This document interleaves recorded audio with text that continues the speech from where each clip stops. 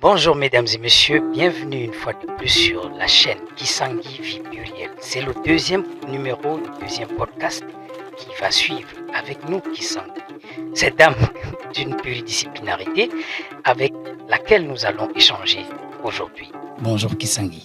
Bonjour Kalara. Vous allez bien? Je vais très bien, merci. Le soleil s'est levé? Oui. Et il suit déjà son bonhomme de chemin en tout cas. Oui, là je vous pose la question un peu comme un initié, comme au village. Est-ce que vous avez vu le jour? Est-ce que le soleil s'est levé? Oui. D'accord. Alors, chers téléspectateurs, chers internautes, vous avez certainement suivi le premier podcast. Pour ceux qui ne l'ont pas fait, nous vous invitons à regarder la première vidéo qui présentait d'ailleurs Kisangui dans sa pluridisciplinarité. Et aujourd'hui, elle nous parlera, on s'entretiendra sur le pouvoir des mots. Pour une meilleure approche explicative, Kisangui Vie Plurielle va nous balader sur plusieurs aspects, notamment des sujets de réflexion, des angles de réflexion en rapport au thème du jour, donc notamment la conception de la parole, le choix des mots, la vibration des mots, le respect de la parole, les lieux d'expression de la femme selon nos traditions. Voilà présenter sommairement les principales articulations de notre deuxième podcast. Alors, Kisangui, de retour avec vous, est-ce que vous pouvez nous en dire plus sur la conception de la parole, selon l'initié que vous êtes et dans le Guti ou de toute façon dans la spiritualité ou la tradition africaine? Oui, peut-être simplement selon la tradition africaine ou selon la femme que je suis. Parce que initié, je n'aime pas beaucoup me réclamer initié, mais selon la femme que je suis. En fait, je vous ai dit précédemment, dans le précédent podcast, que j'avais l'obsession des mots.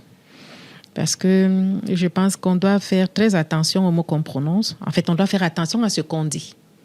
Voilà. On doit faire attention à ce qu'on dit. Et la conception de la parole, pourquoi parler de la conception de la parole? C'est un élément qui est très, très, très important. On a l'habitude de dire qu'il faut savoir tourner sa langue 7 fois avant de parler. Parce que justement, une parole qu'on sort, elle devrait avoir du sens. Et dans l'un de mes textes, d'ailleurs, j'ai fait la différence entre parler et dire. Vous voyez?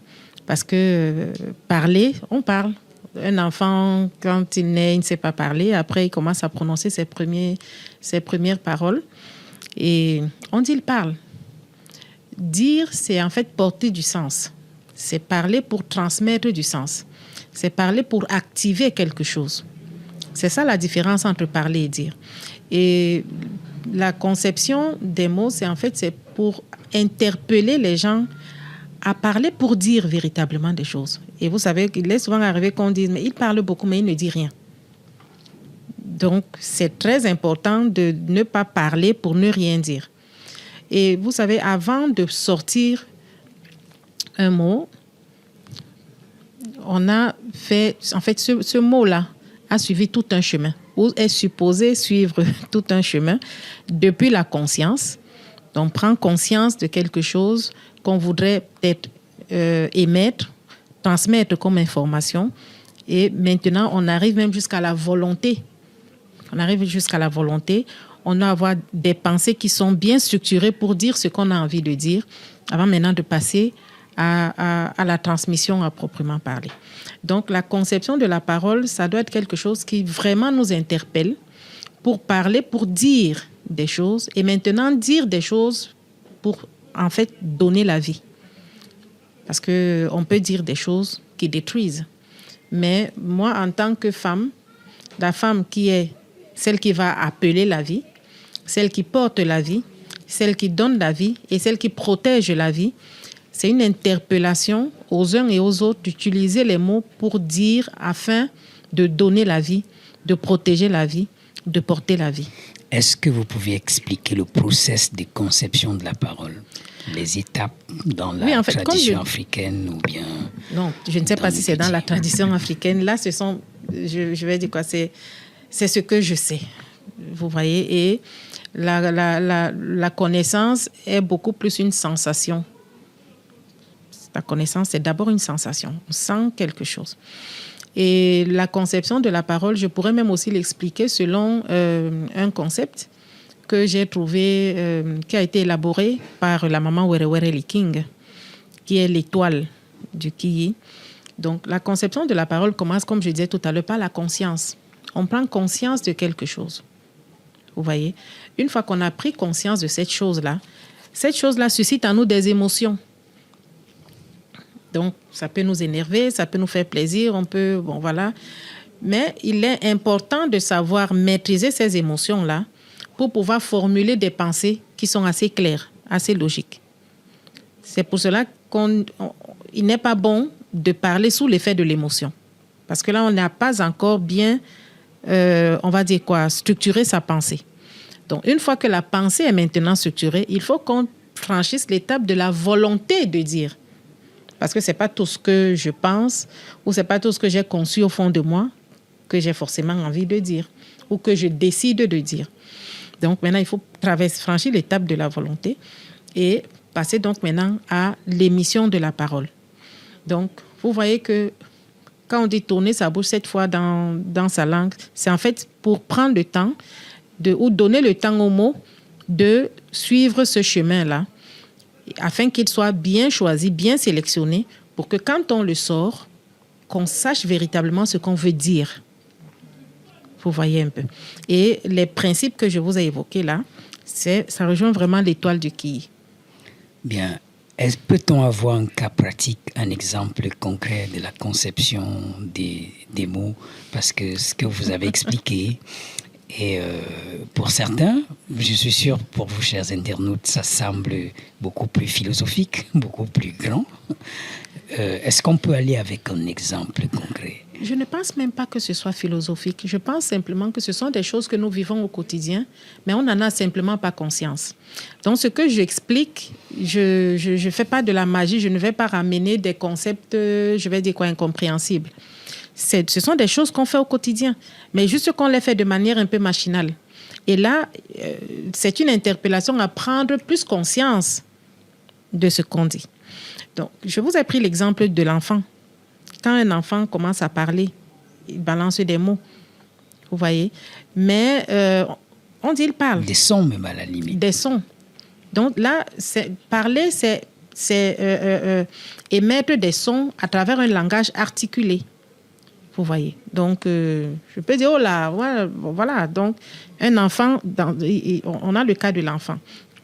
Mais maintenant, si je veux transmettre un message, comme ce que je suis en train de faire là, vous voyez que, d'ailleurs, quand vous dites bonjour, quand vous levez le matin pour dire bonjour, bonjour doit avoir du sens. Et là, il est choisi. Il est choisi. Il est choisi. Quand chez nous, d'ailleurs, dans ma langue, bonjour, ça se dit menyera. Et menyera signifie en même temps merci. Vous voyez. Donc, quand je me lève le matin et que je dis bonjour, je suis en train de te saluer, mais je suis en même temps en train de te dire merci, et je dis merci à la nature, à Dieu, d'avoir permis qu'on voit le soleil, qu'on voit le jour. Vous voyez? Donc là, ça prend du sens en fait. Ça prend du sens. Et bonjour, ensuite maintenant, c'est un souhait. Dit en français, c'est un souhait. C'est que je souhaite que vous ayez une bonne journée. Vous voyez. Donc, à partir de ce moment-là, je ne parle plus simplement pour parler, mais quand je vous dis bonjour, ça doit venir, ça ne doit pas être juste une formule comme ça, comme on dit allô, vous voyez un peu, mais je dois vraiment le penser et exprimer ce vœu-là ou cette gratitude-là à la nature de la manière la plus profonde qui soit. À votre avis, de plus en plus, les gens disent des mots, font le choix des mots, mais de façon galvaudée dans une société capitaliste ou que ce soit en famille, dans des relations conjugales ou extra-professionnelles. Est-ce que, de votre point de vue, le choix des mots est mesuré? ont-ils assez conscience du fait que des mots qu'ils utilisent, qu'ils emploient, sont mal choisis et que cela peut avoir des répercussions sur leur vie? J'ai même plutôt de plus en plus l'impression que les gens ne font plus le choix des mots. Vous voyez, j'ai de plus en plus l'impression que les mots nous sont imposés. Il y a une façon de s'exprimer, tout le monde s'exprime comme ça. Il y a un nouveau mot qui fait le buzz, tout le monde l'utilise.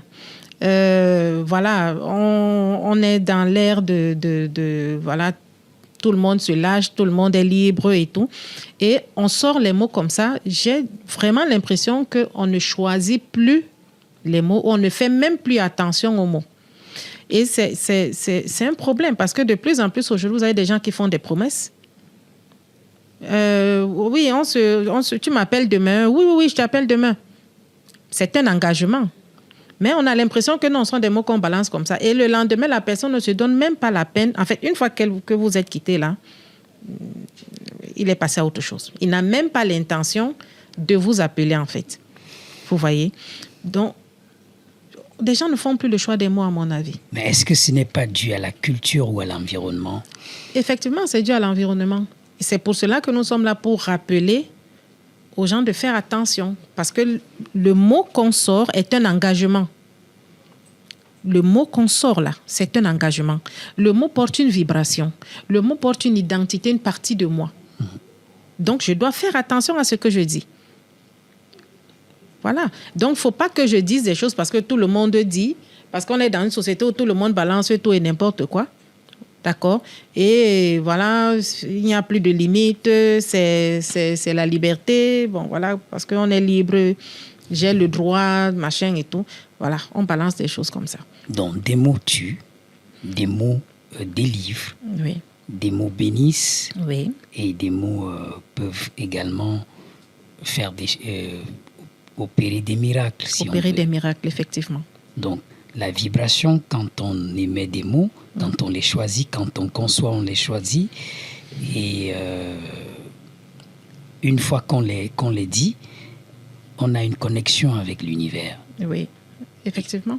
Et vous, en tant qu'initié, les initiés ont-ils le droit de se fâcher? Ou alors vous, en tant que femme plurielle, pluridisciplinaire, avec tout ce passage au Guti. Si j'ai le droit de me fâcher. Oui. Si j'ai le droit. Il vous arrive de vous fâcher contre vos enfants? Oui, il m'arrive de me fâcher. C'est vrai ça? Oui, bon, c'est vrai. Et comment vous gérez cette colère? Bon, il m'arrive de me fâcher, mais il m'arrive très rarement d'être en colère. C'est différent. La nuance. La colère, elle est beaucoup plus profonde.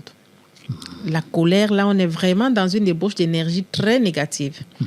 La colère, c'est au fond de soi et ça détruit. Mais se fâcher, ça peut être juste exprimer une désapprobation. Oui. Ne touche pas. Si tu touches, je vais me fâcher. Et si tu touches, bon, je vais te punir. D'accord? Mais ça ne veut pas forcément dire que je suis en colère. Mais il faut que je manifeste que ce que tu as fait là, ça ne m'arrange pas. D'accord? Donc, il peut m'arriver de me fâcher. Mais la colère, c'est une émotion que je pense on devrait tous éviter. La colère, c'est vraiment une émotion à éviter. Et bon, vous m'avez demandé en tant qu'initié, je ne sais pas pourquoi vous insistez trop sur le... Ça part de votre présentation, ça part de votre présentation. En tant que femme, je pense il faut éviter la colère. Parce que la femme a une puissance. La femme a une puissance. Ce n'est pas donné à n'importe qui de porter la vie. Ça veut dire qu'il y a un pouvoir et une puissance en la femme. Le pouvoir matriciel. Le pouvoir matriciel, effectivement, en la femme, qui fait que ce qu'elle déclare peut se réaliser, ou généralement se réalise. Et si elle fait donc une déclaration en étant habitée par la colère, je vous ai dit tout à l'heure que le monde va mal. On peut comprendre que c'est peut-être parce que les femmes sont Vous attribuez le tort aux femmes. En premier lieu, franchement, j'attribue le tort à la femme. Les femmes vont sauver l'humanité, d'après vous. Pardon? Les femmes doivent sauver l'humanité. Oui, parce qu'elles en ont le pouvoir. Elles en ont le pouvoir. Des guerres, de la pauvreté, de la misère. La femme a le pouvoir. Le supra-pouvoir. Le supra-pouvoir, en fait. Il y a un artiste qui a dit, il pense que le bon Dieu est une femme. Je pense que je serais un peu d'accord avec lui. Bien, là, nous sommes dans le respect de la parole. Comment, voilà, on va aller un peu plus rapidement. Le respect de la parole et les lieux d'expression de la femme selon nos traditions. Comment, aujourd'hui, peut-on respecter, quels sont les canons qui peuvent amener des personnes à respecter la parole et à quoi s'exposent des personnes, notamment beaucoup plus les femmes qui ne respectent pas la parole parce que vous parlez pour la femme, en tant que maman, en tant que mère, à quoi s'exposent des personnes, notamment des femmes qui ne respectent pas leur parole? Et quels sont les lieux d'expression? En fait, peut-être il faudrait déjà savoir pourquoi est-ce qu'il est important de respecter sa parole. Parce qu'effectivement, quand on dit des choses qu'on respecte soi-même, vous voyez qu'on inspire confiance. Vous voyez, on inspire confiance. Et le respect de la parole commence d'abord par une bonne conception de ce qu'on dit. C'est d'où la nécessité de prendre du temps pour concevoir ce qu'on va dire. Si je m'engage, je devrais avoir suffisamment mesuré mon engagement. Je ne dois pas vous dire oui, je vais le faire si je ne suis pas sûre que je vais le faire. Parce que si je ne le fais pas, vous ne me ferez plus confiance. Donc, la première chose à laquelle je m'expose, c'est de perdre ma crédibilité, de perdre ma probité. Et pour une femme, je pense quand même que c'est très dangereux parce que si vous faites tout le temps des promesses que vous ne tenez pas, vous ne valez plus rien en fait. Vous voyez, vous ne valez plus rien. Donc, le respect de la parole, je pense, c'est un élément qui est vraiment fondamental dans la société en général. Et donc, ce n'est pas seulement pour les femmes, parce que les femmes se plaignent que les hommes sont très menteurs. Donc, franchement, il est aussi temps que les hommes cessent un peu de mentir et de dire... Et les hommes de vous répondre, les femmes aiment quand on les ment?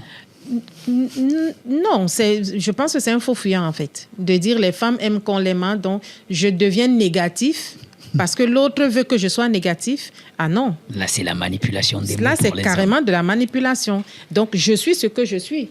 Si je veux faire quelque chose de mauvais, je le fais en âme et conscience. Je ne vais pas le faire parce que l'autre a voulu que je le fasse. Ça, je ne pense pas que cela soit concevable. Donc, le respect de la parole, c'est important. Je sais qu'ici, en Côte d'Ivoire, il y a un dicton, j'ai trouvé ça parce que je me posais des questions, mais pourquoi on m'a dit non, il y a un dicton ici qui veut qu'on dise que c'est non qui apporte palabre. D'accord? C'est non qui apporte palabre. La démagogie. Pour moi, c'est la pire hypocrisie qui soit, en fait. Parce que je pense que finalement, c'est oui qui apporte palabre. Moi, je préfère vous dire non. Je dis non parce que je ne peux pas accepter ce que vous êtes en train de me... Par conviction. Par principe. Vous voyez, par principe, ce que je ne peux pas respecter ou ce que je ne peux pas faire, je vous dirai non, je ne peux pas le faire. Vous voyez, vous allez vous fâcher peut-être parce que vous êtes déçu, vous auriez préféré que je vous fasse la promesse et tout. Mais au moins, vous savez que Kisangé ne peut pas le faire. OK? Ça vous permet de trouver une autre solution ailleurs. Vous voyez un peu. Ouais. Vous êtes fâché, mais au moins vous commencez à réfléchir à une autre solution. Mais si je vous dis oui, parce que je ne veux pas que vous vous fâchiez, je vais vous faire subir une double peine. Parce que quand vous allez donc attendre le résultat que je vous ai promis et que ça ne viendra pas, ouais, vous êtes parti, vous croisez les pieds étant sûr que non, voilà, vous avez déjà la solution toute faite. Et c'est à la dernière minute que vous vous rendez compte qu'en fait, je ne vais pas le faire. Vous imaginez dans quelle situation cela peut vous mettre? Donc, c'est hallucinante. Oui, c'est oui qui apporte palabre. C'est oui qui apporte palabre. Oui, là, les Ivoiriens vont... Non, moi, je leur dis, c'est oui qui apporte palabre. Ils vont réagir certainement. Donc, encore, autant mieux opinion. dire non et finalement changer son non par le oui. Donc, la personne aura la bonne surprise que le non se soit transformé en oui. Voilà, c'est bien. Que de dire oui pour ne pas faire et que le oui se transforme en non. Parce que là, vous pouvez détruire une vie, vous pouvez faire que quelqu'un perde sa carrière. Vous ne savez pas sur quoi, c'est-à-dire ce que la personne devait faire avec les résultats qu'elle attendait de vous. Vous voyez, c'est grave en fait. Moi, je trouve que cette façon de voir la chose là, elle n'est pas bonne. Donc, c'est important de donner de la valeur à sa parole. Et c'est cette valeur-là que vous vous donnez finalement à vous-même. On saura que ce monsieur-là, cette dame-là, quand elle dit oui, son oui, c'est oui. C'est oui. Quand elle dit non, c'est bon, laissez. Et cela fait de vous une personne respectable. Une personne respectable, une personne d'honneur. Voilà. Je vous ai dit, mon nom, c'est Wotol. Donc, c'est l'honneur. La main sur le cœur. La main sur le cœur, c'est l'honneur, c'est l'engagement. Donc, ce sont des principes sur lesquels, moi, je pense qu'on ne devrait vraiment pas déroger. Ça fait qu'on n'est pas toujours aimé. Hein. Moi, je sais. Parce qu'en plus, je ne suis pas très diplomate. Donc, mais ce sont des principes et je pense que c'est important. D'accord. Kisangui, nous sommes en train de sortir de ce podcast, cette deuxième série de podcasts, chers internautes, chers téléspectateurs de la chaîne YouTube Kisangui Vie Plurielle. Quels sont les lieux d'expression de la parole de la femme dans la tradition? Les lieux d'expression de la femme. Ça, y a-t-il des lieux où la femme devrait se taire? Et pourquoi? Oui. Et à quel moment devrait-elle parler? Peut-être pas, je ne dirais pas s'il y a des lieux où la femme devrait se taire, mais il y a des lieux qui sont des lieux d'expression privilégiés de la femme. Dans ma tradition, la femme a 2 lieux. En fait, déjà, la maison est divisée en 4. On a la cour, on a le salon, on a la chambre et la cuisine. Les 2 lieux d'expression de la femme, c'est la cuisine et la chambre. Je sais que quand on dit souvent ça aux femmes, les féministes, elles sautent au plafond, mais c'est une réalité. Et d'ailleurs, ce sont les lieux de pouvoir dans une maison. Parce que quand on leur dit ça, quand on leur dit... Bon, il y a aussi un dicton qui dit la place de la femme, c'est à la cuisine. Quand on dit ça, bon, voilà, toute la... elle s'emporte et tout. Bon, c'est peut-être... Comprend-elle la symbolique, c'est la juste une... Voilà. Elles ne comprennent pas... Ce n'est pas réducteur non plus. Ce n'est pas du tout réducteur parce qu'elles ne comprennent pas la profondeur de cette parole-là. Parce qu'à côté, on dit au Cameroun que l'homme, c'est le ventre et le bas-ventre. Où est-ce que vous maîtrisez le ventre de votre homme? C'est à la cuisine. Où est-ce que vous maîtrisez son bas-ventre? C'est dans la chambre. Voilà. Donc, ce n'est pas la peine de vouloir être là où tout le monde se trouve pour être celle qu'on entend. Et c'est de plus en plus ce qu'on remarque aujourd'hui. C'est-à-dire, vous avez une femme qui est avec son homme en pleine cour ou en plein salon, c'est elle qui parle.